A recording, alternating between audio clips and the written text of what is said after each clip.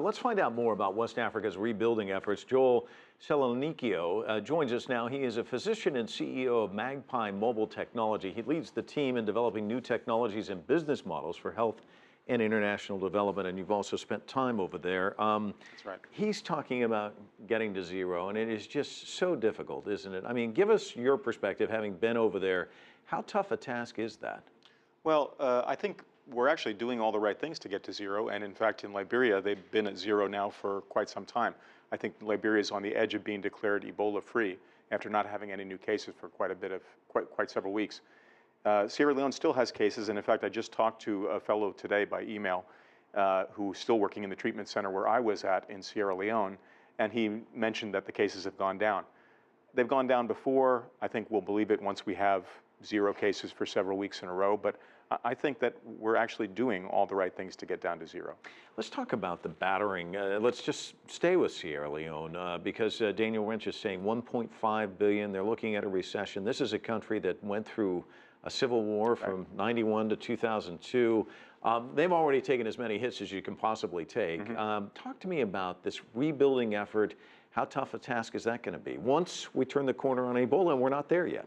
Right. Well, I mean, it really depends on what you're talking about. Rebuilding to what? If we rebuild them to the state that they were at before Ebola, that's a state that not many of us would recognize as being, in fact, a functioning country at all, in many respects.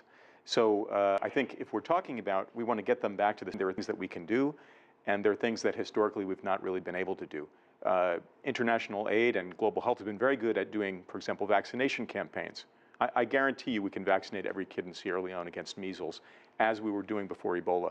I guarantee you we can train more people there, get more people, train more people as doctors, public health specialists. I can also guarantee you that we can't fix the whole system that is the government of Sierra Leone. We can't, you can take all the smart people you want, you can train people, you get great physicians to go over there, but the trains are going to run on time, or probably more to the point, it doesn't mean the electricity is going to be on all the time, or that the running water is going to be working, or is going to be available. Those are problems that are decades old, and I don't think are going to be solved by any international relief.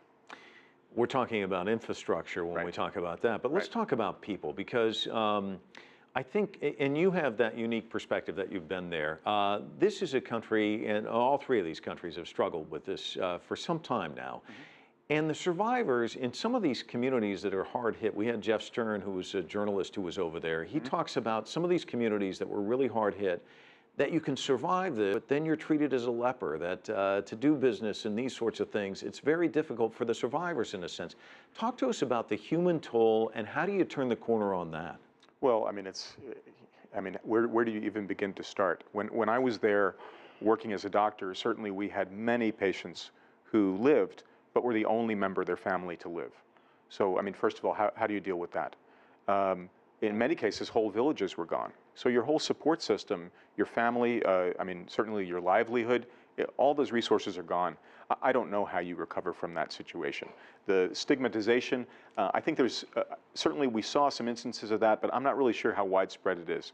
I know it's been played up quite a lot, but I'm not really sure if, I think the people of Sierra Leone are actually pretty smart, and what I saw was that people understood, for example, that once you had Ebola, you couldn't get it again, and you couldn't give it to someone else. So there may very well be folks who look negatively on the survivors, but I think the majority of the population is getting the message that the government's been putting out that, in fact, these folks are not, in fact, the safest person to shake hands with in Sierra Leone would be someone who's come out of an Ebola treatment center. Right. How did this whole experience change you, would you say, going there? That's a big question. I'm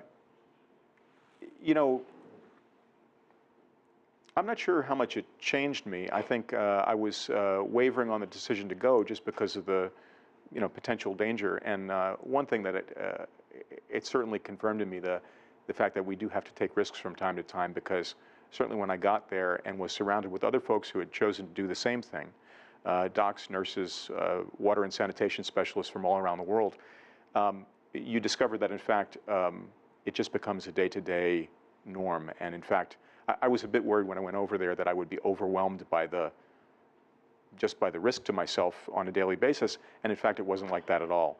So if I learned anything about myself, it's don't worry too much. That's good advice for all of us, isn't it? Joel, thanks so much for coming in and sharing your experiences and your knowledge about this. Always a pleasure. Thanks for having me.